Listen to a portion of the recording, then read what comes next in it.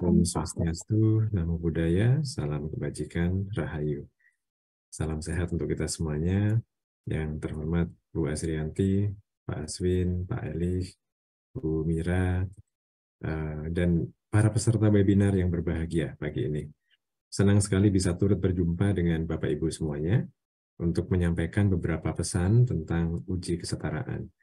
Seperti disampaikan Bu Kepala Pusat tadi, kami baru saja selesai menyelenggarakan uji kesetaraan.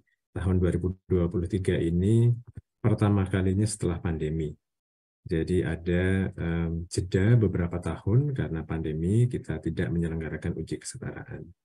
Masa itu kita gunakan untuk memperbaiki kebijakan dan juga membuat instrumen dan mekanisme uji kesetaraan yang baru. Ini merupakan bagian dari cita-cita kita untuk cita-cita dalam Merdeka Belajar ya. Mungkin nanti dulu saja ini presentasinya. Saya tidak usah pakai presentasi saja. Jadi dalam Merdeka Belajar Bapak Ibu, kita bercita-cita untuk memberikan akses yang adil pada pendidikan yang berkualitas. Ya, adil itu artinya semua orang bisa, terlepas dari latar belakang sosial ekonomi, di mana mereka tinggal, dan juga kondisi fisik dan psikologis mereka. Berkualitas itu artinya semua murid memiliki kesempatan untuk mengembangkan karakter dan kompetensi yang mereka perlukan untuk menjadi pelajar sepanjang hayat. Ya, dan bisa berkontribusi pada masyarakat sebagai warga negara Indonesia maupun warga dunia. Ini cita-cita tentang kualitas ini kita rumuskan sebagai profil pelajar Pancasila. Jadi ada beberapa kompetensi dasar dan karakter yang tercakup di dalam profil pelajar Pancasila dan tertuang di dalam standar kompetensi lulusan Permendikbud nomor 5 kalau tidak salah tahun 2022. Ini mendefinisikan apa sih yang kita ingin tumbuh kembangkan pada semua murid di Indonesia. Apa benang merah pendidikan kita, apa yang diperlukan semua murid kita sebagai warga negara dan warga dunia. Itulah profil pelajar Pancasila. Nah, kembali pada poin bahwa pendidikan itu harus menyediakan akses yang adil. Ini artinya pendidikan kita harus inklusif. Dan sistem pendidikan kita harus cukup fleksibel untuk mengakomodasi keragaman kondisi dan kebutuhan peserta didik. Di sistem pendidikan kita dan dimanapun juga sebenarnya, ada banyak murid yang karena alasan ekonomi misalnya, atau karena alasan geografis, atau karena kondisi fisik dan psikologis dan kebutuhan khusus mereka, tidak bisa, belum bisa, atau memang tidak cocok mengikuti pendidikan di sekolah formal. Karena itulah sistem pendidikan kita juga mencakup jalur non-formal dan juga informal. Nah, di sini termasuk sekolah rumah yang merupakan pendidikan berbasis keluarga. Karena adanya jalur-jalur yang berbeda ini, tidak hanya jalur formal ya, sistem pendidikan kita untuk mengakomodasi keragaman konteks dan kondisi dan kebutuhan peserta didik kita juga harus memiliki mekanisme yang memastikan bahwa semua murid terlepas dari jalur apapun yang mereka tempuh di dalam pendidikannya, itu memiliki kesempatan untuk melanjutkan pendidikan. Jadi ini prinsip yang kadang-kadang disebut multi-entry, multi-exit gitu ya. Kita harus cukup fleksibel untuk bisa memungkinkan murid kita berpindah-pindah jalur juga. Jadi jangan sampai murid yang tadinya karena satu dan lain hal, mereka cocoknya mengikuti pendidikan informal, tapi kemudian ingin mengikuti pendidikan formal, misalnya di SMA atau memasuki perguruan tinggi, itu ditutup kesempatannya. Karena semata-mata karena mereka berada di jalur non-formal atau informal sebelumnya. Nah, untuk itulah kita menyelenggarakan uji kesetaraan. Jadi, tujuan utama dari penyelenggaraan uji kesetaraan ini adalah untuk memberikan pengakuan dari negara terhadap hasil belajar peserta didik dari pendidikan non-formal dan informal. Ya, jadi sekali lagi tujuan utamanya adalah untuk memberi pengakuan hasil belajar bagi teman-teman yang mengikuti pendidikan dari jalur di luar jalur formal. Secara legalnya memang dikatakan bahwa uji kesetaraan itu menyetarakan dengan pendidikan formal, ya, karena bunyi di undang-undangnya demikian.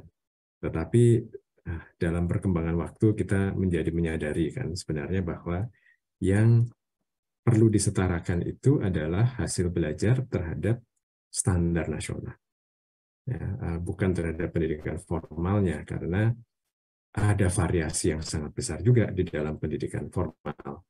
Kalau dikatakan disetarakan terhadap pendidikan formal, maka pendidikan formal yang mana, ya, lulusan sekolah formal pun bervariasi hasil belajarnya, kualitas dari sekolah formal juga bervariasi.